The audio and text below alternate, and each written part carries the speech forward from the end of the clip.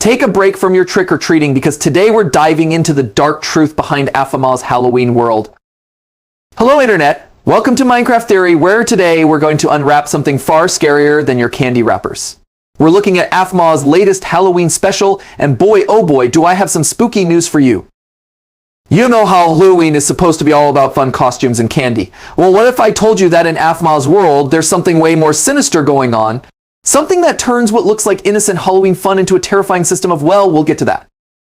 Let's start with what seems like a perfectly normal Halloween scene. Our friends are picking costumes. You've got your typical choices like football players and Frankenstein. Nothing weird about that, right? But wait, let's look closer at what's actually happening here. First, notice how they talk about costumes. Find a costume before time runs out. Who says that? Since when does picking a Halloween costume have a time limit? In normal Halloween celebrations, you can take all the time you want picking out your perfect costume. But here, there's this weird urgency about it.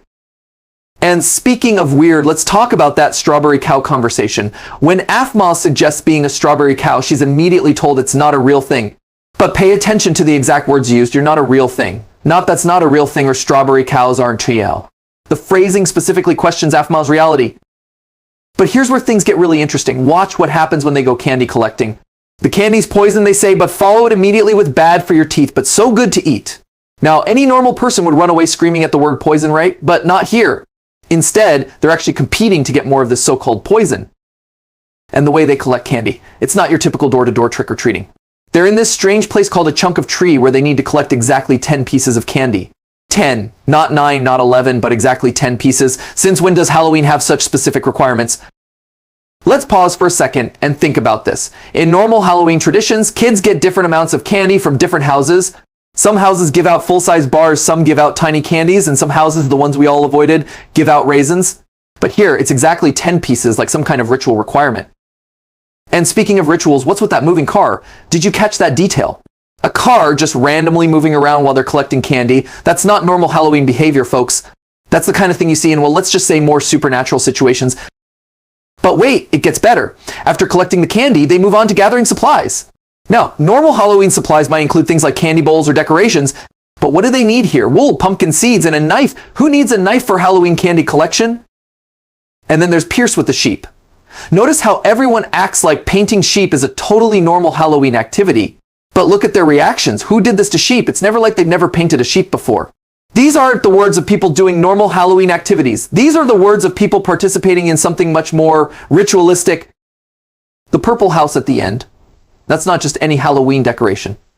The color purple has long been associated with royalty, mystery, and transformation. And remember how the others react to it. That's cute. And you're overreacting. Classic signs of trying to downplay something significant. But here's the really creepy part. All of this happens in just the first few minutes of the video. We haven't even gotten to the really weird stuff yet, like why there's a killer running around during what's supposed to be a fun Halloween activity, or why they need such specific supplies. Think about it, poison candy that everyone wants, time limits on costume selection, exact candy requirements, mysterious moving vehicles, ritual supplies including knives and painted sheep, and a purple house that everyone tries to act casual about. These aren't random Halloween elements, they're pieces of a much bigger, much darker puzzle. And if you think that's creepy, just wait until we talk about what happens after they collect all these mysterious items. But before we get to that, we need to look at some other very suspicious details that most viewers probably missed. But here's where things get really interesting, loyal theorists. Remember those supplies they collected? Well, they weren't just for making a cute little Halloween house. Let me show you what happens next. When our friends get to their house, they find something really strange, a TV and furniture that's already there. I don't need to build anything, one of them says, but why is that weird? Because in a normal Halloween game, you'd expect to build your own stuff. This is the first big clue that something supernatural is going on. And then we get to the truly spooky part. A mysterious dog shows up following them from the costume store. Now, I know what you're thinking, Matt Pat, it's just a cute puppy. But think about it. In folklore, black dogs are often seen as omens or guides to the supernatural world. And this dog just happens to show up right when things start getting weird? I don't think so. But let's talk about what happens next, because this is where it gets crazy. They start handing out knives. Yes, you heard that right, knives. It gives you a little bit of defense, they say. Defense against what? Regular trick-or-treaters don't need weapons. Speaking of trick-or-treaters, pay very close attention to what happens when they show up. These aren't your normal kids in costumes asking for candy. These are what they call posers. And what does Pierce do when he sees one? He kicks it. But here's the really creepy part. After getting kicked, the trick-or-treater is called a dead child. Let that sink in for a second. Not an injured child, not our child, a dead child. And nobody seems surprised by this. They're more concerned about Pierce's kicking habit than the fact that they just encountered an apparently dead trick-or-treater. But it gets even better, or should I say worse. After this happens, more children show up. But they're not there for candy anymore. They're there for revenge. And what form do these revenge-seeking children take? They become skeletons. That's right, actual walking, talking skeletons. Even Aaron, one of our main characters, transforms into a skeleton. I've been like this, he says. Been like what, Aaron? A skeleton. How long have you been a skeleton? These are the questions we need to ask. Now, you might be thinking these are just Halloween decorations or people in costumes. But look at how everyone reacts. They're not surprised by the transformation itself. They're only worried about getting in trouble. We're going to get in trouble, they say. Not, oh my gosh, you turned into a skeleton. But we're going to get in trouble. And notice how the house keeps getting mentioned. Look at these pumpkins, they say. But why are they so obsessed with decorating? What are they trying to hide? Remember the purple house from earlier? Well, now we're seeing why it matters so much. The language they use is super important too. When Pierce kicks the trick-or-treater, someone says, you got to stop kicking children so much. So much? How often is this happening? And why does nobody seem shocked by any of this? But here's something even more suspicious. Remember how they were collecting exactly 10 pieces of candy earlier? Well, now we're seeing why that number matters. All of this, the candy collecting, the house building, the skeleton transformations, it's all connected to something bigger, something that has to do with those specific numbers and those specific actions. And speaking of actions, let's talk about that toilet paper revenge scene. In a normal Halloween episode, toilet papering a house would just be annoying kids causing trouble. But here, it's revenge from the dead. These aren't just pranking teenagers, these are transformed children coming back to get even. The evidence is starting to pile up. Theorists. We've got dead children, skeleton transformations, mysterious dogs, defensive weapons, and houses that seem to build themselves. But we're just scratching the surface of what's really going on in this Halloween world. But wait, because this next part is where things get really dark. Remember those skeleton children from before? Well, someone suggests adopting them all. Why? Because, and I quote, their families are gone. Gone where? And why are they gone? These are the questions we need to be asking. But here's the truly disturbing part. Some of our characters start calling these skeleton children decorations. Yes, you heard that right. They're treating transformed children as Halloween decorations. And when someone points out how mean that is, what happens? They find actual tombstones. Now, let me pause here for a second because this is important. We've gone from living children to skeleton children to decorations to tombstones. Do you see the progression here? This isn't just a spooky Halloween story. This is showing us a complete transformation cycle.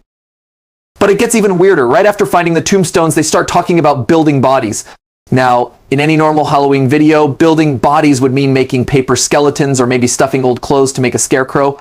But no, they're literally digging up parts to build actual bodies. And the way they talk about it is super casual. If I find something, they say like they're picking up seashells at the beach.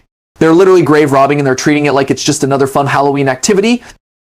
Then we get to what might be the creepiest part yet. They start building babies. Not dolls, not toys, but actual moving, living babies. And how do they describe this process? Build a baby like it's some kind of twisted version of Build-A-Bear Workshop. But pay extra close attention to what they say about these babies. Are these like our babies? They ask. The word choice here is super important. They're not asking if these are dolls or toys. They're asking if these are their babies. This implies that whatever they're building isn't just for fun, it's for keeping. And speaking of keeping things, let's talk about what happens with Pork Chop. Someone's pet goes missing, and immediately everyone starts accusing each other.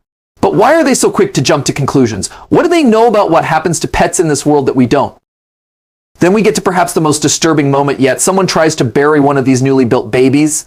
And how do they describe it? True crime stuff. But here's the thing, you can't commit a crime against something that isn't real. By calling it true crime, they're admitting these babies are actual living beings. The language they use is fascinating too. I didn't want to hurt him, but he was just so yucky. This isn't how you talk about a toy or a decoration. This is how you talk about something that's alive, something that can be hurt. But let's look at the bigger picture here. We've got missing pets, buried babies, grave robbing, and skeleton children who've lost their families. And all of this is happening on Halloween night when the line between the living and the dead is supposedly at its thinnest. Remember those specific numbers from earlier? The 10 pieces of candy? The exact supplies they needed? Well, now we're seeing what all that precision was for. They weren't just collecting Halloween treats, they were gathering materials for something much bigger. And notice how nobody questions any of this. Nobody asks why they're building babies from grave parts, or why there are skeleton children without families, or why pets are going missing. It's all treated as totally normal, which might be the scariest part of all. But here's where everything we've seen so far starts to make sense, loyal theorists. Remember how we were wondering about those skeleton kids and those weird babies? Well, get ready, because we're about to discover something huge about this Halloween world. When our friends find what they think is going to be a babysitter block, they instead discover something much more sinister, a bed. But not just any bed, this bed leads to what they casually call the under the bed dimension. Let that sink in for a second. They have a whole dimension under their beds. Now, in any normal Halloween special, monsters under the bed would just be a cute, spooky reference.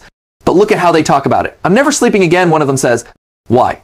Because this isn't just a silly monster story. This is a real place they can actually visit. And here's where it gets really interesting. They explain that this dimension is where they go to beat up monsters. But pay attention to the exact words they use. When mom and dad are around, the monsters are too scared. This tells us two very important things. First, this dimension has rules. Second, adults have some kind of power over these monsters. But let's talk about what they find in this dimension, because this is where things get crazy. They find more babies, but these aren't the Build-A-Baby creations from before. These are what they call normal kids' babies. Normal compared to what? The ones they built from grave parts. The way they move through this dimension is super suspicious too. They have to sneak around, being careful about their footsteps, but not their voices. Think about that. In what world does that make sense? Unless the monsters aren't listening for voices because they're listening for something else. Something like a heartbeat, maybe? And then there's the way they talk about rescuing these babies. Need work together more? They say. This isn't just a one-time thing. This is something they do regularly. They're literally going into another dimension to steal babies from monsters. But here's the really dark part. When they get the babies out, what do? They add them to their collection of other babies, saying, be nice to her. They're building their own little army of rescued dimensional babies. And where are they keeping them? In chests. Yeah, you heard that right. They're putting babies in chests. Now, let's connect some dots here. We've got babies being built from grave parts, babies being rescued from a monster dimension, and skeleton children who've lost their families. And all of this is happening on Halloween night when they're collecting exactly 10 pieces of candy and specific supplies. But wait, it gets even better. When they try to put one of these babies to sleep, they specifically mention not putting them on dirt because zombies come out of dirt. This isn't just a random comment. This is them revealing that they know exactly how these transformations work. Look at the progression. They build babies from parts. They rescue babies from the monster dimension. They won't let them sleep on dirt because of zombies. And earlier we saw children turning into skeletons. Are you starting to see the pattern here? And notice how stressed they get about keeping that thing away. What thing? The bed dimension? The monsters? Or something else they're not telling us about? The way they talk about it being a matter of life and death in this game suggests they know way more about what's really going on than they're letting on. Even the TV at the end isn't just a random decoration. Think about it. Why would you need a TV during Halloween? Unless it's not really for watching shows, unless it's for monitoring something else entirely. But hold on to your candy corn, theorists, because we're about to dive into something even more suspicious. Remember that TV they found? Well, it's not just for watching spooky Halloween specials. What we see next reveals something truly disturbing about this whole situation. When they find the TV, they start acting really weird about it. We already got one TV that could be scary, they say. Notice the word choice here. Not as scary, but could be scary. They're talking about the TV like it's some kind of portal or gateway. And guess what? That's exactly what it turns out to be. But here's where things get really interesting. When they turn on the TV, they don't get regular shows. Instead, they get this creepy message, create your future, be the last to choose. Now, in any normal Halloween special, this would just be a spooky message. But look at how they react to it. They don't say, oh, that's weird or that's creepy. They immediately understand what it means. And what happens next? They start fighting spiders, but these aren't just any spiders. These are spiders that they have to keep busy. Why would you need to keep a spider busy? Unless it's got some kind of purpose. Some kind of job it's trying to do. Then we get to what might be the most revealing line in this whole segment. One of them says, I need to survive a little bit longer so I can go back and see all the babies that we got. Notice how they connect survival with getting babies. This isn't just about staying alive, it's about collecting something. But it gets even better. They start talking about needing the best family, not wanting the best family, not hoping for the best family, but needing it. And what do they do to get this best family? They literally sacrifice their friends to spiders. Spider food, they call them. They're literally trading their friends' lives for a chance at getting better babies. Then comes the costume selection. But these aren't normal Halloween costumes. These are baby costumes. And pay attention to how they react when they see them. These are baby size, they say, like they're surprised. But why would baby-sized costumes be surprising unless the babies they're dealing with aren't usually baby-sized? The bear costume, the spider costume, these might look cute and innocent, but remember everything we've seen so far. The grave digging, the monster dimension, the skeleton children. These costumes aren't just for fun, they're for something else entirely. And notice how they keep emphasizing that it's almost Halloween. But wait, weren't they just celebrating Halloween? Weren't they just trick-or-treating? How can it be almost Halloween again? Unless time isn't working the way it should in this world. But perhaps the most telling detail is how they react to the cute costume versus the scary ones. Everyone's being spooky dooky and creepy peepees, but we have the cutest one, they say. This isn't just about costume choice, this is about conformity. About fitting into this weird world they've created. And then right at the end, they find a mysterious letter, but before they can even read it, everyone's attention immediately shifts. They're being directed somewhere else, but why? What's in that letter that someone doesn't want them to see? The way these events are unfolding isn't random, theorists. The TV portal, the spider battles, the baby costumes, the mysterious letter, it's all connected to something bigger. Something that has to do with these babies they're collecting, these families they're building, and these transformations we keep seeing. But here's where everything we've seen starts coming together in a way that will blow your mind. Remember all those weird things about candy and babies? Well, get ready because this next part reveals the true nature of this Halloween world. First, they find this super creepy haunted house, but pay attention to how they react to it. Someone immediately says that's not a place for a baby. Why would that be their first concern? Unless they know something about what happens to babies in these haunted houses. Then we get this really weird moment where Aaron volunteers to stay back and watch the kids. But look at how they phrase it. You owe me like 50 hours of babysitting later. That's not just a casual comment, that's a transaction. They're literally trading time with these mysterious babies. But the real crazy stuff starts happening when they get to what they call the pumpkin party. Now, in any normal Halloween party, pumpkin heads would just be cute decorations. But here, they're wearing them so they don't get attacked. Attacked by what? And why would wearing a pumpkin head protect you? And did you catch that detail about finding a key and a prize but not offending anyone? Since when do Halloween parties have such specific rules? It's almost like they're trying to navigate some kind of supernatural ritual. Then there's this super suspicious line about the decorations. Don't insult the decker, they try their best. WHO tries their best, the hosts, but we never see any hosts. This implies there's someone or something watching them that they need to keep happy. But here's where it gets really wild. After all this creepy stuff, after risking their lives in this haunted house, what do they get? Candy corn. Just regular old candy corn. Except it's not regular at all. Because watch what happens next. They give this candy corn to a baby, and the baby instantly grows UP. Let me repeat that. They feed candy corn to a baby, and that baby immediately ages. This isn't just some magical candy. This is age manipulation, time alteration, reality-bending candy. And look at how everyone reacts to this. Nobody is shocked. Nobody screams, oh my gosh, the baby just grew up instantly. Instead, they're all excited about getting the black guy. What's a black guy? And why is it so valuable that they all start fighting over it? The way they talk about the candy gets super intense too. Gimme, gimme, gimme, give me, give me. They start chanting. This isn't just normal candy excitement. This is obsession. This is addiction. This is something way darker than simple sugar cravings. But perhaps the most telling moment comes at the end. When someone steals their candy, look at how they react. Nobody's going to make my little girl grow. Not nobody's going to steal my candy or nobody's going to ruin Halloween. They're specifically worried about growing their little girl. This isn't just about Halloween anymore, theorists. This is about something much bigger. We've got instant aging candy, protective pumpkin heads, mysterious unseen hosts, babies that need protecting, and adults trading babysitting time like it's currency. All of this points to something much more sinister going on in this supposedly innocent Halloween world. And now, loyal theorists, everything we've seen comes together to reveal the dark truth about this Halloween world. Remember how we started with simple trick or treating and ended up with dimensional portals and growing babies? Well, get ready, because this final piece of evidence blows the whole thing wide open. First, let's talk about what they call the parent tax on candy. In our world, that's just parents stealing a few pieces of their kids' Halloween candy. But here, it literally transforms people into portals. That's right, eating certain candy turns you into an actual gateway to somewhere else. And notice how nobody seems surprised when the babysitting duties suddenly disappear. None of us is babysitting. They say like it's totally normal for babies to just vanish. But then comes the really suspicious part. They immediately start talking about getting their kids to the good house. Now, in a normal Halloween world, the good house would just be the one giving out full-size candy bars. But look at how they describe getting there. They have to cross traffic, deal with skeleton dogs, and count specific numbers.